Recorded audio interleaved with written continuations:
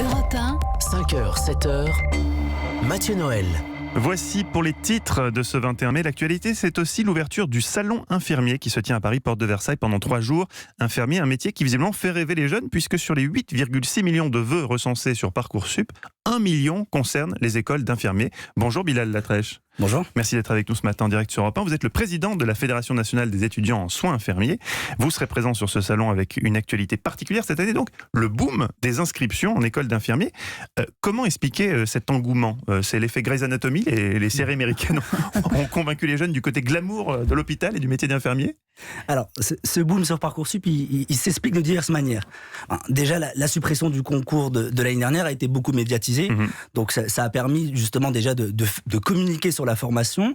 Et derrière, ça a prouvé que les modalités d'admission étaient dissuasives pour l'étudiant, à la fois à travers leurs coûts, à la fois le facteur de la pénibilité qui a été supprimé, donc se déplacer sur place, engendrer des frais supplémentaires, et donc tous ces éléments-là, au final, ça a redonné de l'attractivité à la formation, mais aussi Parcoursup a permis de la lisibilité, donc 323 instituts sur l'ensemble du territoire. Aujourd'hui, l'offre de formation est homogène sur le territoire et lisible pour les étudiants. Alors, attractivité, sauf que je lis que les hôpitaux peinent à recruter des infirmiers. Il y a un paradoxe là.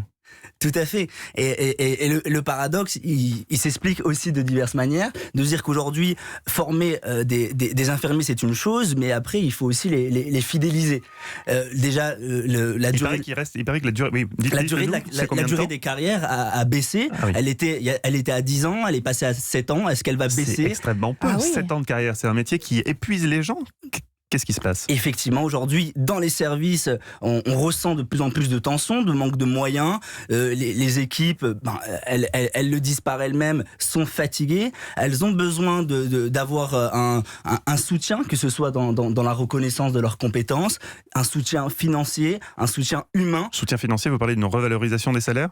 Tout à fait. C'est quoi les salaires ? On va parler très concrètement aujourd'hui pour les jeunes qui voudraient faire infirmier. C'est quoi le salaire quand on commence grade 1, échelon 1 ? Salaire brut, c'est environ 1 700 €. D'accord. Ah oui, 1 700 €. Et surtout, je crois que en plus, l'évolution n'est pas immense, parce que je crois qu'en fin de carrière, on arrive à 2 700 €. C'est ce que j'avais, c'est les chiffres que j'ai trouvés. Au bout de 30 ans, j'ai lu. Voilà. Donc, il faut y arriver. Il faut y arriver, et comme c'est 7 ans la moyenne. Et pardon, autre question concrète, Bilal Latrèche, combien de temps dure la formation pour être infirmier ? 3 ans. 3 ans, et les carrières ne durent que 7 ans. Enfin, pour certains, ne durent que 7 ans. Vous imaginez le rapport, quoi. On appelle ça le durée de vie moyen d'un infirmier. Et effectivement, aujourd'hui, c'est quelque chose qui étonne. Donc, ça s'explique par de la difficulté on va dire que c'est un métier qui épuise, qui fatigue. Et donc, il faut vraiment repenser aujourd'hui le modèle économique de cette profession. On parle aujourd'hui aussi des infirmiers de pratique avancée. Qu'est-ce que c'est que ça ? À quoi ça correspond ? Alors aujourd'hui, pratique avancée, au final, c'est un infirmier qui va pouvoir se spécialiser, avoir un diplôme de niveau master, et donc qui va avoir des compétences élargies. Il va pouvoir faire d'autres actes. Tout à fait, il va pouvoir renouveler des prescriptions, il va pouvoir prescrire des examens complémentaires, pouvoir faire des examens cliniques, conduire des entretiens. Donc aujourd'hui, c'est vrai que c'est une vraie avancée. C'est vraiment ça participe élargi. À valoriser le métier, en fait, pour attirer de plus en plus de vocations, vous pensez ? Alors, le mot vocation, c'est quelque chose sur lequel on est relativement sensible. Parce que forcément, quand on parle de vocation, on le rattache souvent à du bénévolat. Aujourd'hui, non, on combat un petit peu ce terme. Être infirmier, c'est une profession à part entière. C'est un service qui est rendu, mais c'est pas un service qui derrière se justifie du bénévolat. Et donc, c'est un service qui mérite rémunération. Et donc, c'est vrai qu'on emploie de moins en moins ce terme de vocation.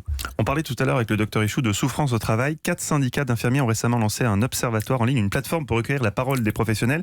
Ils sont incités à déclarer les problèmes qu'ils rencontrent pour évaluer et apporter une réponse au mal-être infirmier. Déjà, il y a un mal-être infirmier, des souffrances qui ne sont pas suffisamment déclarées aujourd'hui par les infirmiers. En tout cas, il y a un mal-être et l'ordre a pu mener une enquête et les chiffres ont révélé qu'il y avait un mal-être au niveau de la profession. Là, nous, du coup, en tant que fédération étudiante, on a pu aussi mener une enquête en 2017, 14 000 réponses, 2000 témoignages. Et en tout cas, il y a également un mal-être chez les étudiants en soins infirmiers. Et donc, on constate que ce mal-être dans les services, ce manque de moyens se répercute directement sur l'étudiant à travers notamment son encadrement sur les lieux de stage. Qu'est-ce qu'il faut comme qualité pour devenir infirmier ? Et au final, c'est comme chaque professionnel de santé, il va falloir déjà avoir envie de faire cette profession, connaître qu'est-ce que c'est que cette profession, connaître la réalité du terrain, être prêt du coup à être empathique, à l'écoute, des valeurs qu'on peut retrouver dans beaucoup de professions en santé.